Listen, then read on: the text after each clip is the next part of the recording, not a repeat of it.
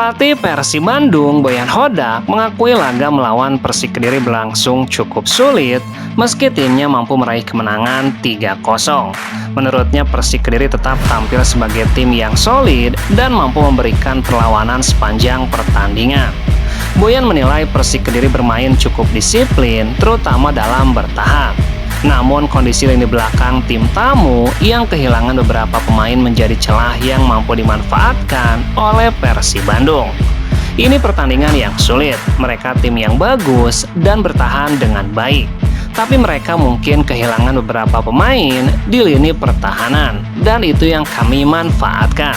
Selain itu, pelatih asal Kroasia tersebut juga menyoroti penampilan lini serang Persib Bandung, khususnya Endro Jung yang kembali menunjukkan ketajamannya dengan mencetak 2 gol. Boyan juga merasa puas karena timnya kembali mampu menjaga gawang tetap tanpa kebobolan. Bagus karena Jung kembali mencetak gol dan kami belum kebobolan lagi.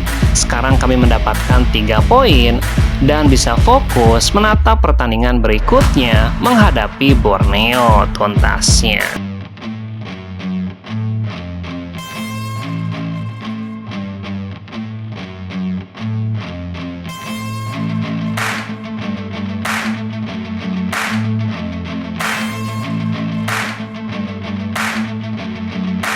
Bek asing Persib Bandung, Patricio Matricardi, terjerat sanksi skorsing setelah mendapatkan kartu kuning 2 menit setelah Persib mencetak gol ketiga ke gawang Persik Kediri lewat Endro Jung.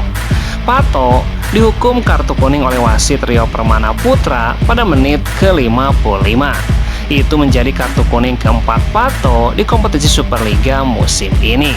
Sesuai regulasi, pemain yang memperoleh 4 kartu kuning pertama harus menjalani skorsing 1 pertandingan.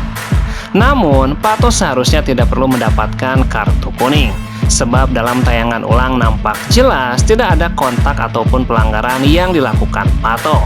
Justru pemain Persik Kediri yang terlihat melakukan diving atau pura-pura dilanggar. Pantas jika Pato nampak kecewa dan sempat memprotes wasit. Hukuman larangan bermain karena akumulasi kartu kuning akan dijalani Pato ketika Persib melawan tuan rumah Semen Padang pada 5 April mendatang. Sementara saat menghadapi Borneo FC, Patricio dipastikan tetap bisa diturunkan. Tapi Persib Bandung harus kehilangan Tom Haye karena akumulasi 4 kartu kuning. Pertandingan Persib menghadapi Borneo di Stadion Segiri pada Minggu 15 Maret mendatang merupakan laga tunda pekan ke-21.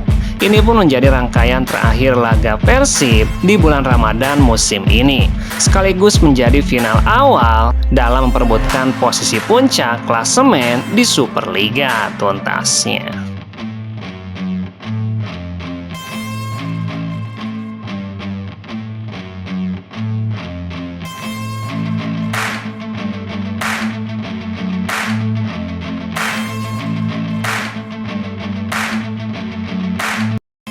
Pemilik Malut United berinisial DG alias David dan orang dekatnya berinisial DP alias Denny dipolisikan ke Sentra Pelayanan Kepolisian Terpadu Polres Ternate.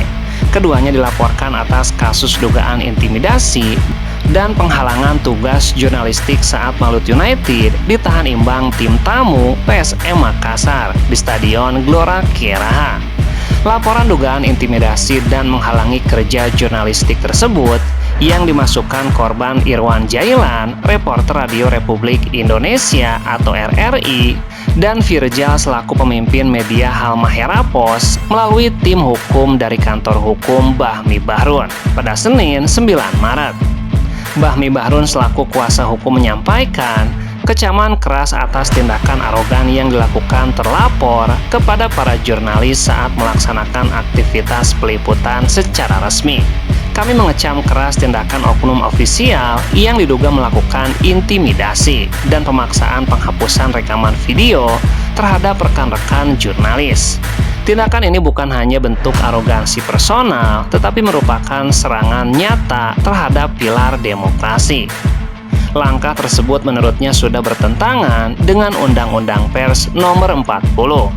Perlu kami ingatkan kepada semua pihak bahwa wartawan dalam menjalankan tugasnya dilindungi secara hukum dan diatur ketentuan pidana di dalamnya. Maka kami tidak akan membiarkan hukum ini diabaikan begitu saja.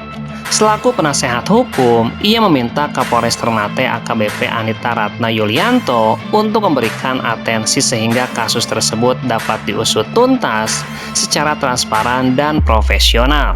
Kejadian ini terjadi di area resmi stadion dengan wartawan yang memiliki identitas sah. Tidak ada alasan bagi oknum maupun untuk bertindak di atas hukum.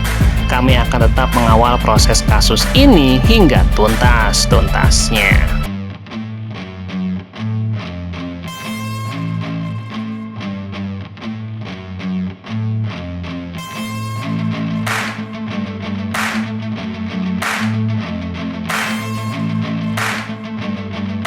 Pelatih Persib Bandung, Boyan Hodak, menyambut baik pengumuman Garuda Calling oleh pelatih Timnas Indonesia, John Hedman, pada Senin 9 Maret. 3 pemain Persib Bandung, Mark Locke, Eliano Rezder, dan Beckham Putra berkesempatan untuk masuk dalam skuad Timnas Indonesia yang akan tampil di FIFA Series 2026. Saya rasa ketiga pemain itu memang layak mendapatkan panggilan Timnas Indonesia, ungkap Boyan Hodak. Boyan Hodak mengakui John Hedman memantau Persib Bandung dalam beberapa bulan terakhir, termasuk ketika Persib tampil mewakili Indonesia di ajang ACL tuh. Bagi pelatih Timnas, pada beberapa bulan terakhir mereka memantau pemain kami, terutama pada laga AFC, yang mana ini pertandingan internasional. Ini terbilang berat. Bahkan Boyan mengapresiasi John Hedman yang kembali memanggil Mark Locke, walaupun sang pemain sempat menepi karena cedera yang dideritanya. Jadi saya rasa mereka semua pantas. Mark Locke sempat cedera, tapi mereka semua sudah kembali dan siap untuk bermain. Beckham dan Eliano juga bermain dengan sangat baik bersama tim. Jadi mereka pantas mendapatkan panggilan ini.